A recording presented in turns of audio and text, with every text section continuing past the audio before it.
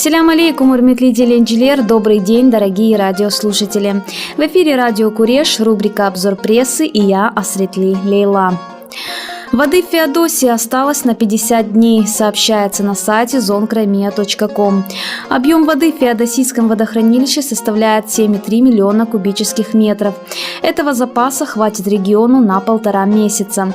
Такую информацию на аппаратном совещании привел заместитель директора Феодосийского подразделения предприятия «Вода Крыма» Денис Головенко.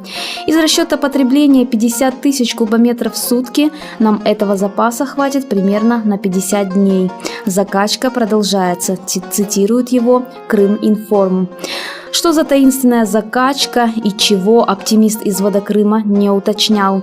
Тем временем в Крыму производят подворные обходы, ищут несанкционированные подключения и утечки. Вода-то на вес золота заканчивается, придется опять писать Путину на деревню.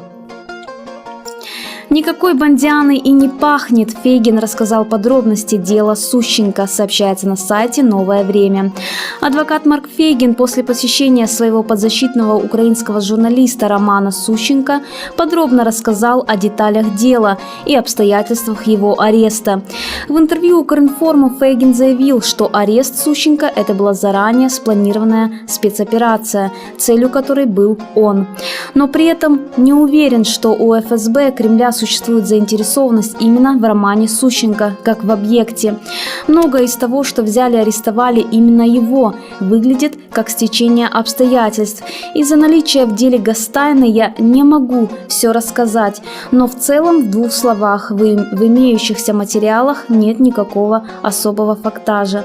Никакой Бондианой там вообще не пахнет, подчеркнул адвокат. По его словам, журналист прибыл в Москву в связи с семейными обстоятельствами. После приезда он успел оставить вещи дома, а после этого его арестовали. Фейгин также отметил, что шансы на освобождение Сущенко выглядят вполне реальными. Есть все основания рассчитывать на то, что все завершится успешно. При этом понятно, что при нынешних отношениях России и Украины никого просто так не отпустят. Поэтому наиболее реальный результат – это обмен. И всю эту историю мы и будем так профилировать, сказал он.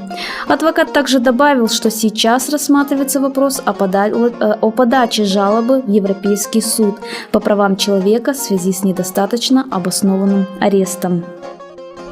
Украина выйдет из ряда ненужных соглашений в рамках СНГ, сообщает «Украинская правда». Украина будет пытаться с минимальными потерями для украинцев выйти из ряда соглашений в рамках СНГ, которые не нужны украинскому государству. Об этом в понедельник в программе «Свобода слова» на ICTV заявил директор политического департамента Министерства иностранных дел Украины Алексей Макеев, передает Укринформ. Наши усилия сейчас направлены на то, чтобы достойно, но с минимальными потерями для граждан Украины выйти из тех соглашений, которые не нужны, и, возможно, сохранить механизмы, которые нужны, например, о пенсионном обеспечении, сказал он. Макеев отметил, что действующими останутся только те соглашения, которые будут работать на Украину. Это и не платить взносы, и не участвовать в процессе выработки каких-либо решений, которые не касаются интересов Украины и граждан Украины. Это оставить силу только тех соглашений, которые работают на Украину, добавил он. Прокуратурой Автономной Республики Крым активизировано расследование уголовного производства по факту насильственного переселения в 1944 году крымско-татарского народа, сообщается на сайте Куреш-Инфо.